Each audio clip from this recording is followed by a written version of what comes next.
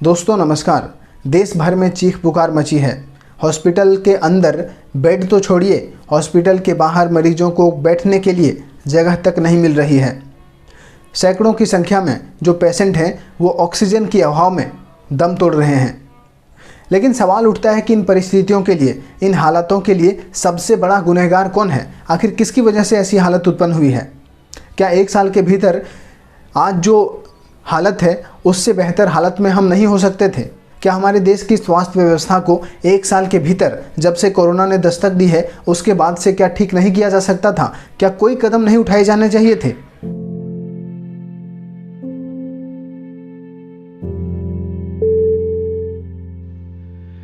ये धधकती हुई चिताएं उन लोगों की है जिनकी मौत इस बदहाल सिस्टम की वजह से हो गई है। किसी को ऑक्सीजन नहीं मिला तो किसी को वेंटिलेटर की सुविधा नहीं मिली। दर्जनों लाशें आप एक साथ यहाँ जलते हुए देख पा रहे होंगे। इनके घरवाले इनके जीते जी अस्पताल में दाखिला करवाने के लिए रोते बिलखते दिखाई दिए, डॉक्टरों से फरियाद करते हुए दिखाई दिए, तो उनके जाने के बाद उन्हें शमशान घाटों पर घंटों तक इंतजार करना पड़ा। चलिए इस वीडियो में कुछ महत्वपूर्ण बिंदुओं पर बात करते हैं जिसकी वजह से आज ऐसी परिस्थितियां उत्पन्न हुई है। ये हालात हम सबको देखने पड़ रहे हैं। पहला और सबसे महत्वपूर्ण कारण सरकार का पूरी तरह से फेल हो जाना। आपको पता होगा 2 मार्च 2021 को बंगाल विधानसभा चुनाव के पहले चरण की मतदान होती है, लेकिन उससे पहले ही हमारे देश के बड़े बड़े सांसद, मंत्री, यहाँ तक कि गृह मंत्री और प्रधानमंत्री बंगाल के चक्कर काट रहे थे। हर कोई वहाँ डेरा जमाए हुए था। बजाय इसके कि हमारे देश में जो कोरोना की लहर, दूसरे वेव की लहर तेज हो रही है, उसके लिए कोई रणनीति बनाया जाए, कोई प्लान पर काम किया जाए, लेकिन ऐसा कुछ नहीं किया जा रहा था। वहां जाकर प्रधानमंत्री लाखों की भीड़ में क्या कह रहे थे लोगों से, सुनिए आप। पहले जब आया तब तो मेरे लिए वोट मांगता था, फिर भी 1/4 लोग भी नहीं थे सभा में। आज चारों तरफ मैंने ऐसी सभा पहली बार देखी है जी। आज आपने ऐसा दम दिखा दिया है, ऐसी ताकत दिखा दी है। मैं जहां देख सकता हूं मुझे लोग ही लोग दिखते हैं, बाकी कुछ दिखता ही नहीं है। जी हाँ, तो चुनावी रैली में कुछ इस तरह से प्रधानमंत्री मोदी अपना शक्ति प्रदर्शन कर रहे थे। एक तरफ जहां स्वास्थ्य मंत्रालय के द्वारा सोशल डिस्टेंसिंग फॉलो करने की वकालत की जा रही थी, लोगों से कहा जा रहा था कि बिना मास्क के आप घर से बाहर ना निकलें, अगर कोई ज़रूरी काम हो तभी आप घर से बाहर निकलें। जो लोग नियम को तोड़ रहे थे उनका चालान काट दिया जा रहा था। करोड़ों रुपए इस देश में चालान के रूप में चालान काट कर वसूला गया आम जनता से। वहीं दूसरी तरफ प्रधानमंत्री मोदी लाखों की भीड़ इकट्ठा कर अपना शक्ति प्रदर्शन कर रहे थे, सत्ता में आने के लिए बेताब थे। क्या प्रधानमंत्री, गृह मंत्री और तमाम मंत्रियों और सांसदों को एक उदाहरण नहीं पेश करना चाहिए था? क्योंकि इन्हें हमारे देश में करोड़ों लोग सुनते हैं। इनके भाषण को बड़े बड़े चैनल्स लाइव टेलीकास्ट करते हैं, पूरे देश भर में एक असर पड़ता है। लेकिन इन्होंने एक नज़ीर पेश करने की बजाय एक ऐसा उदाहरण सेट किया जिसकी वजह से कोरोना को लोग मजाक के रूप में देखने लगे थे। जैसे कि प्रधानमंत्री मोदी कहते हैं कि जब तक दवाई नहीं तब तक ढिलाई नहीं, लेकिन कहा जाने लगा था कि जब तक दवाई नहीं तब तक ढिलाई नहीं, लेकिन जहां चुनाव है वहां अप्लाई नहीं। कुछ इस तरह से उनके बातों का जो बहुत सार्थक है उनका मजाक उड़ाया जाने लगा था। दूसरा सवाल उठता है हमारे देश की संवैधानिक संस्थाओं पर, कॉन्स्टिट्यूशनल बॉडीज़ पर। आखिर हमारे देश की संवैधानिक संस्थाएं, जब इन नेताओं के द्वारा ऐसी हरकतें की जा रही थी तो हमारी देश की संवैधानिक संस्थाएं कहाँ थी, कहाँ सो रही थी? सुप्रीम कोर्ट के सीनियर वकील दुष्यंत दवे की इस क्लिप को सुनिए। हो सकता है दुष्यंत दवे से आपको कई मुद्दों पर नाराज़गी होगी, लेकिन इस वीडियो में जो वो सवाल उठा रहे हैं उससे आप पल्ला नहीं झाड़ सकते। सुनिए इस वीडियो को। What does the Supreme Court want to do? And why today? Why today? What? Let me ask Supreme Court. Let me ask Chief Justice Bobde frontally. What have you been doing? You were hearing for months on the matter between Tata and Shapurji Palanti, Cyrus Mistry. Was that the case during COVID time that you should have heard and decided in favor of Tata's, where Mr. Salve argued and succeeded? Was that the matter?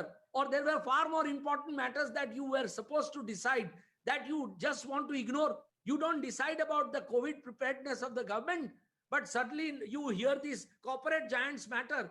And now today you say, oh, I suo moto, I want to do something. With great respect, no, ma'am. I think the Supreme Court has really made a serious mistake in doing what it did today.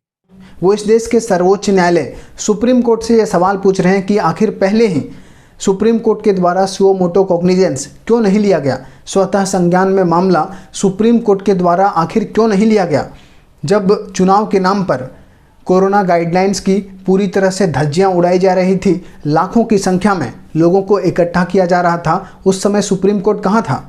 सवाल तो election commission पर भी उठता है। Election commission के द्वारा 5 phase तक, बंगाल में 5 फेज के जो विधानसभा चुनाव हुए, 5 फेज तक कानून की सरेआम धज्जियां उड़ाई जा रही थी।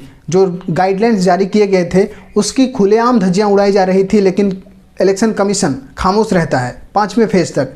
और 5वें फेज के बाद जब कोरोना बेकाबू हो जाती है, 3 लाख से ज़्यादा केसेस आने शुरू हो जाते हैं, उसके बाद फिर से एक नई गाइडलाइंस जारी की जाती है जिसमें कहा जाता है कि 500 से कम लोगों को रैली, 500 से कम भीड़ में नेताओं को संबोधन करने का इजाज़त है। रोड शो और जो बड़ी बड़ी रैलियां हैं उस पर पाबंदी लगा दी जाती है। काश ये दोनों ही संवैधानिक संस्थाएं अपने अंदर जो पावर है उसका इस्तेमाल सही ढंग से कर पाती। तीसरा सवाल हमारे ऊपर खुद उठता है।